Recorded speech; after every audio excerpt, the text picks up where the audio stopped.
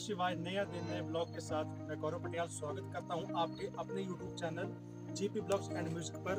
तो ब्लॉग को शुरू करने से पहले आज का शुभ विचार जो है वो देख लेते हैं। चाणक्य जी ने कहा था कि भाग्य भी उन्हीं का साथ देता है जो कठिन से कठिन स्थितियों में भी अपने लक्ष्य के प्रति अडिग रहते हैं। तो आज का ब्लॉग जो है वो कुछ इस प्रकार से रहने वाला है कि आज मैं अपने मामा जी के घर में आया हूँ। तो हमारे मामा के घर से कम 12-15 किलोमीटर की दूरी पर एक बीड़ बगेड़ा नामक स्थान पड़ता है। तो वहाँ पर एक बहुत ही खूबसूरत भव्य राम मंदिर का निर्माण हुआ है जो कि पंचायत के अंतर्गत आता है। तो वहाँ चलते हैं और वहाँ पर बहुत ही अच्छी कलाकृतियाँ जो है वो बना के रखी हुई हैं, जो भी रामायण में वाक़े हुए हैं, जैसे जटायुवध, पंचवटी, सीताहरण और मारीचवध, यानी कि इस प्रकार से बहुत ही अच्छे कलाकृतियाँ तैयार हैं। तो वहाँ पर हम आपको लेके चलते हैं और मेरे साथ जो है वो मेरे मामा की लड़की चली है, तो मैं उससे भी आपको मिलाता हूँ। वैसे वो बहुत कम बात करती है, लेकिन चलो फिर भी थोड़ा सा प्रयास करते हैं अगर वो बात कर पाए तो ये है मेरे मामा की लड़की। तो आप हेलो हाय कर दें कुछ। तो अब चलते हैं और देखते हैं उस मंदिर को कि किस प्रकार से वो मंदिर बना हुआ है। तो आज हम मर्यादा पुरुषोत्तम भगवान श्री राम जी के धाम यानी कि बीड़ बगेड़ा में मोटो ब्लॉगिंग करते हुए जाएंगे, क्योंकि आज मेरी सहयोगी मेरे मामा की लड़की जो है वो मेरे साथ राम धाम देखने के लिए जा रही है। तो उसी ने जो है वो पीछे कैमरा होल्ड करके रखा हुआ है, क्योंकि बात ऐसी है अगर मैं कहीं ब्लॉगिंग करने के लिए जाऊं और वहां पर बाइक की ज़रूरत पड़ जाए जाने के लिए, तो वहां पर फिर मैं अकेले मोटो ब्लॉगिंग नहीं कर पाता। ये मेरे लिए इम्पॉसिबल सा हो जाता है, क्योंकि अभी मेरे पास उतना सेटअप तैयार नहीं है कि हेलमेट के साथ होल्डिंग कैमरा स्टैंड लगा पाऊँ या ट्राईपॉड ले पाऊँ। तो इसी करके आज मेरी बहन मामा की लड़की गई थी, तो उसने पीछे कैमरा होल्ड करके रखा था।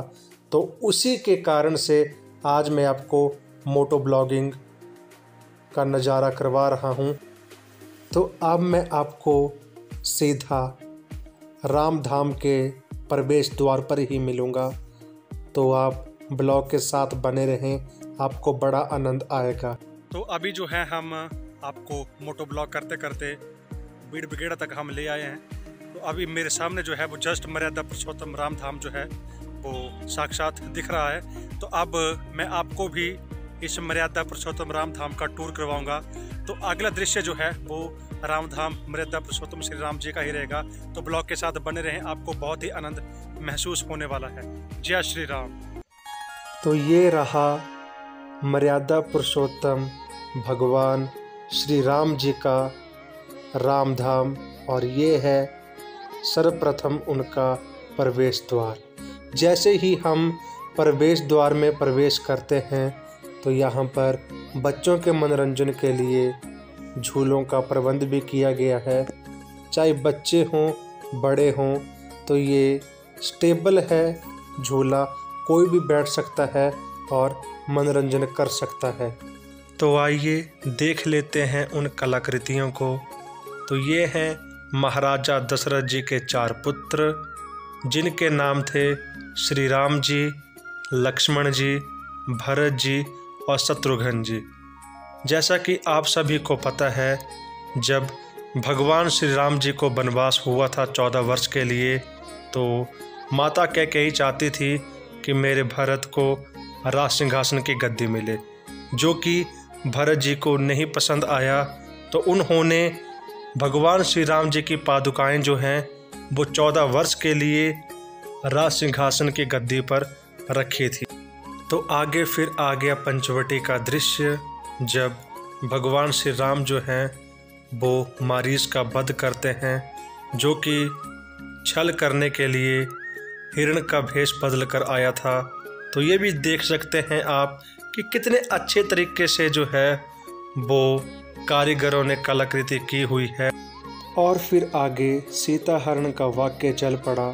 तो ये आप देख लें कि रावण जो है वो साधु का भेष बनाकर माता सीता जी को हरने के लिए आया था। तो यहाँ पर माता सीता जी की भी बहुत अच्छी तरीके से कलाकृति बनाई गई है और साथ में लक्ष्मण रेखा भी बनाई गई है, क्योंकि जब माता सीता जी के कहने पर लक्ष्मण श्री राम जी को ढूंढने गए थे तो लक्ष्मण जी लक्ष्मण रेखा बना के गए थे कि आप इसे किसी भी हालत में पार नहीं करेंगी, और माता सीता जी ने इस लक्ष्मण रेखा को पार कर लिया और रावण ने जो है वो सीता माता को हर लिया। जैसे ही रावण सीता जी को हर के ले जा रहा था तो जटायु जी ने भी माता सीता की बहुत सहायता की, लेकिन अंततः फिर रावण ने जटायु जी के पंख काट दिए।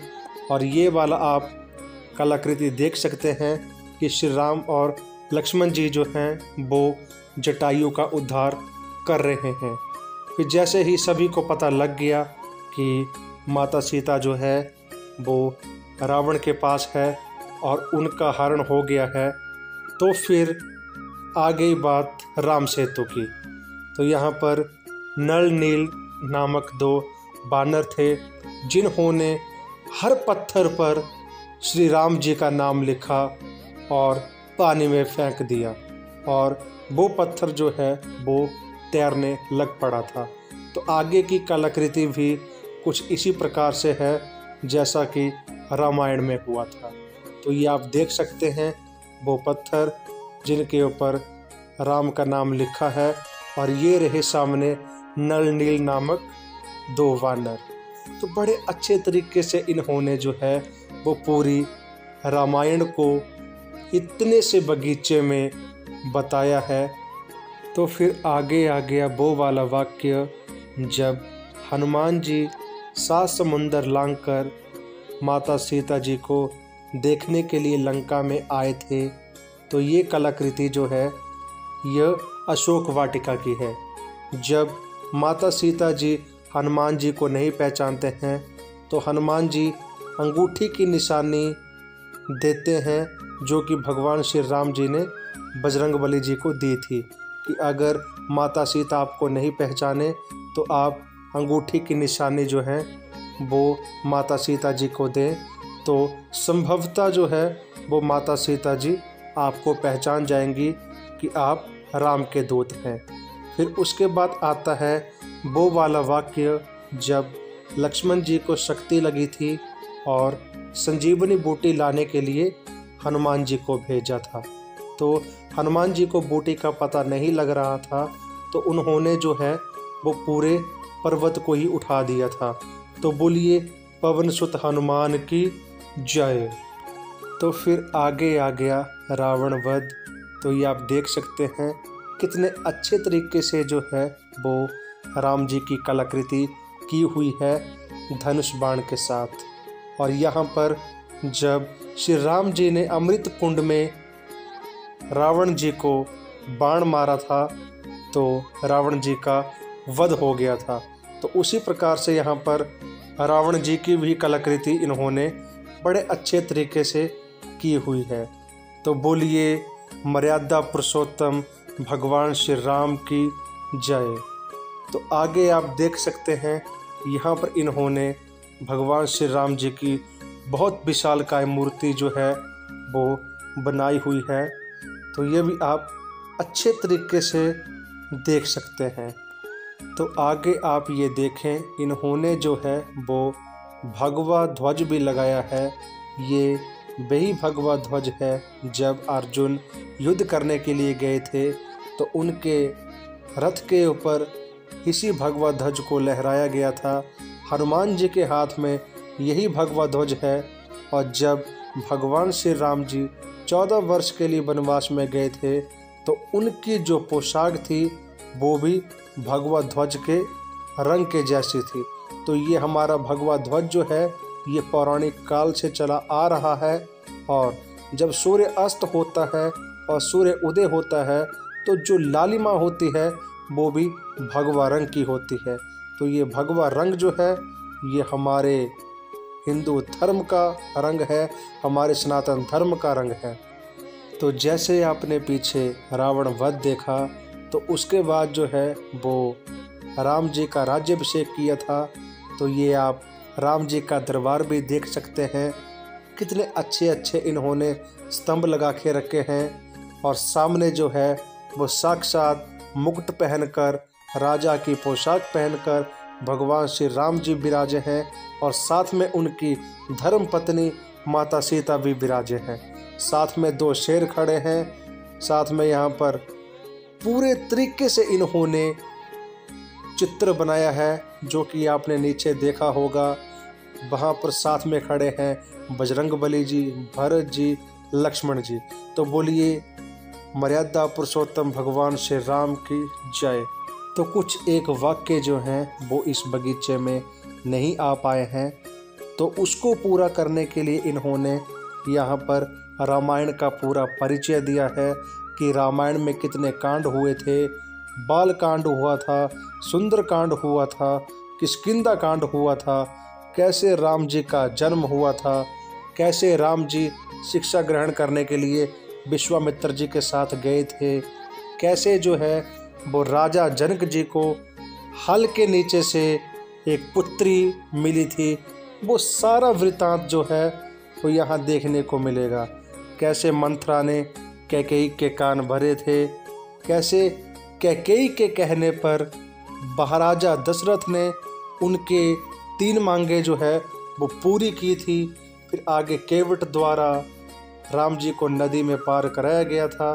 पंचवटी में शूर्पणखा का आना, उसका नाक काटना, नाक काटने के बाद उसने अपने भाई रावण को कहा, रावण ने फिर माता सीता का हरण किया।